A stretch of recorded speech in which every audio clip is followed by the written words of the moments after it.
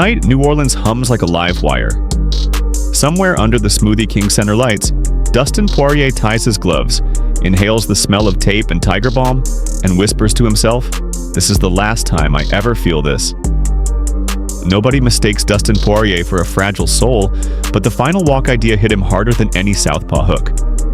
At 36, with an X-ray scrapbook of fractures and a bank account finally beating the bills, he might have eased into retirement after the Islam heartbreak. Instead, he forced himself back into the chaos, precisely because walking away without certainty felt worse than a choke ever could. So this camp, every sweat-drenched sprint and ice bath shiver turned sentimental. He let the rookie featherweights snap selfies. He FaceTimed daughter Parker as she quizzed him on math homework and reminded him that diamonds don't break. He even filmed the cold plunge grimace for social, captioning it, "Last time I freeze for a paycheck." Each sunrise, he scribbled one question across his journal. "If this day were my last in the game, would I spend it complaining or collecting memories?" Then he went out and collected. But self-help mantras can't silence those 3 a.m. doubts. In the quiet of Louisiana nights, the tape of UFC 302 still looped.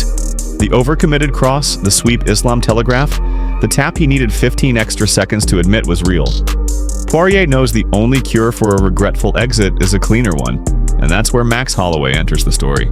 Newark was supposed to be a coronation. Instead, it became a private nightmare.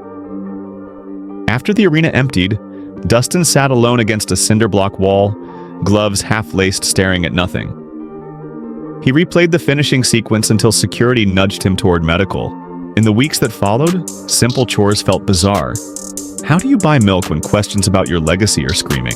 A quiet hip injury didn't help. Turns out the limp he chalked up to age was a micro-tear festering since the Chandler War. While Twitter debated whether Poirier was finally shot, he limped through rehab sessions in an unmarked gym, telling staff to skip the Instagram stories. Even Conor McGregor's stray insults felt dull in comparison to the voice inside saying, "If you leave now, this is what people remember." His wife Jolie suggested a year off. Friends whispered that charity work and his bourbon label could fill the competitive void. Dustin nodded politely, then spent late nights pacing the porch, shadowboxing empty air. The epiphany landed one steamy August dawn. He didn't crave just another fight. He craved conditions he would never second-guess. High stakes, a rival he respects, and zero what-ifs. That's when he called his manager with an audacious plan, a one-night BMF tournament. Imagine a single evening, Gaethje, Holloway, Hooker, Poirier, brackets drawn, first round set for 10 merciless minutes. It was old-school veil tudo bravado wrapped in a shiny BMF bow. Dustin pitched it to Dana White inside the UFC HQ office, tapping the desk like a drummer. "Give the fans a throwback, boss. Legends only. I'll headline, no problem." Dana raised an eyebrow, ran a finger across the Athletic Commission guideline sheet, and basically laughed. Sanctioning bodies would riot. Insurance premiums would burst. "Not gonna happen, kid," he said, using the mobster cadence he saves for impossible asks. The Diamond pushed harder, volunteered shorter fights, fewer rounds, whatever it took. But the law of modern combat sports said no. For a week, MMA circles buzzed at the leaked idea before reality doused the flames. Fans loved it, lawyers didn't. But there was a consolation prize. If the tournament was dead, a trilogy with Max for the BMF strap was very much alive. And in Poirier's mind, that rubber match offered a different, maybe sweeter form of closure. On paper, Dustin is 2-0 against Max. Their first scrap in 2012 was all scrambles and baby faces. The 2019 rematch at lightweight delivered a 5-round clinic that left Holloway nursing bruised ribs and Poirier holding an interim belt that still gathers dust at home. Yet ask hardcore fans, and many call those bouts pre-prime Max, because the Hawaiian's third life as a cheeky, volume-punching buzzsaw started after the Gaethje walk-off KO that stole the BMF crown. He added muscle, kept the chin, and somehow upped the pace. When Poirier saw the Maui kid starch Gaethje with a 7-second exchange, he texted coaches a one-word message. "Trilogy?" Holloway said yes before the offer even felt warm. Respect was a factor, but there was a deeper pull. He wants the only man who truly solved him at featherweight and lightweight. Both know this isn't unfinished business. It's business that defines them. Winner banks the BMF belt and cements a folklore chapter. Loser carries a scar that polite interviews can't hide. That mutual understanding keeps trash talk minimal. Instead, their tension feels like two storm fronts colliding. Quiet hush before lightning. Poirier has been dreaming big for what he calls his funeral for fear. He reached out to Lil Wayne through a mutual sneaker plug and pitched a live walkout remix, Uproar, crashing into The Boss with a brass band weaving in Mardi Gras horns. Wayne's camp loves theatrics, and early rehearsals supposedly gave goosebumps to warehouse staff who caught a glimpse.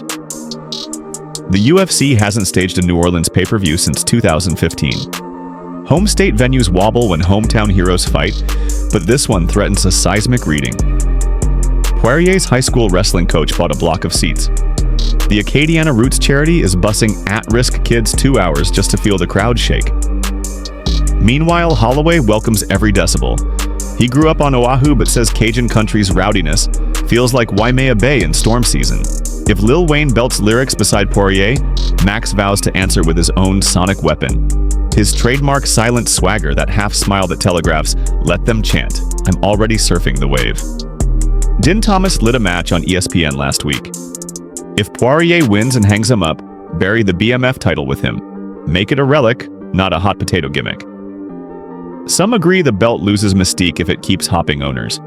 Others argue its very existence is to stay in play. A firework in a ranking system, often clogged by politics. Inside fighter groups, the debate turns personal.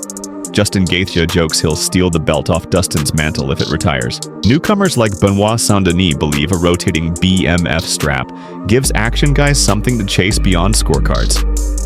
Even Dana, never shy about novelty, admits a retiring champ complicates merchandising but adds, "If the story's right, we roll with it." For Dustin, the idea of the belt hanging next to his charity plaques and daughter's drawings feels poetic. He isn't lobbying for it, he just knows symbolism when he sees it. If a belt called Bad Mother Effer exits on the shoulders of a man who built his career on grit, who could complain? Don't let the aloha grin fool you. Holloway's recent stat sheet looks like a serial puncher confession. He's averaging 8.3 strikes landed per minute while absorbing roughly half that, a ratio most champs only dream about. Training for Poirier, he abandoned sea-level comforts and set camp in Colorado, chasing thin air conditioning. Sparring partners describe a heavier Max who still flows like origami paper. He enters exchanges, absorbs a jab, fires a 9-piece, then exits before you register the count. The chin that laughed at featherweight bombs now sits on a 160-pound frame with, according to PI readings, 0 loss in durability. Analysts think bodywork is Poirier's key. Holloway's team predicts calf kick payback for 2019. Gamblers can't decide. What's certain, pace meets power in a cage too small for caution, and Max isn't shy about legacy theft. He flat out said, "If I stop Dustin in his backyard, that BMF label becomes the blessed label." Words delivered with a shrug and a freshwater lay around his neck, but the intent is throat cutter clear. Strip away sponsorships and highlight reels, and Poirier's resume reads like an unfinished novel. Classic wars, but no undisputed crown. A triumphant exit tonight flips that narrative from almost king to mythic folk hero.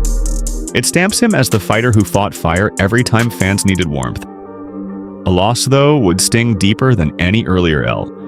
It would lock the trilogy at 2-1, hand the BMF halo back to Hawaii, and freeze his final photo with a doctor's flashlight in his pupil. Social media compassion is fickle. Within an hour, listicles will ask if Poirier underachieved. That's why retirement talk never overshadows the looming if. And there's a subtler layer. Charity. Every big check he earns funnels into the Good Fight Foundation. House rebuilds after hurricanes, holiday dinners for single moms. Winning means one last bumper donation before the fight game's spigot shuts. Dustin knows numbers. He's seen the spreadsheets. One more win tonight upgrades a dozen Louisiana roofs. That's a legacy you can touch. So picture the scene. The cage door closes. Wayne's echo fades. Millions of pay-per-view eyeballs lean forward. Across the Octagon, Max laughs like he's about to spar a cousin under palm trees. Dustin rolls his shoulders and feels a lifetime of swing sets, cornrows, and Tuesday night gumbo drifting behind him. Somewhere far above, a voice counts down commercials. The ref beckons. The air changes temperature. Two fighters think the same thought from opposite corners. Make it worth every memory. Who walks out with stories he'll retell to grandkids? Who wakes up tomorrow with fresh bruises and brand new doubts? And does the BMF belt go silent in a Louisiana attic, or roar on in Hawaiian surf? That answer arrives in 5 violent rounds, or fewer. Until then, all we can do is guess, argue, and feel the static of possibility crackle through our screens. Drop your pick in the comments. Will the diamond sparkle or shatter? And should the belt retire if he does? Because once that final horn sounds, history won't ask if you hedged your bet. It will simply record who dared, who endured, and who walked away without a single what if left to haunt the night.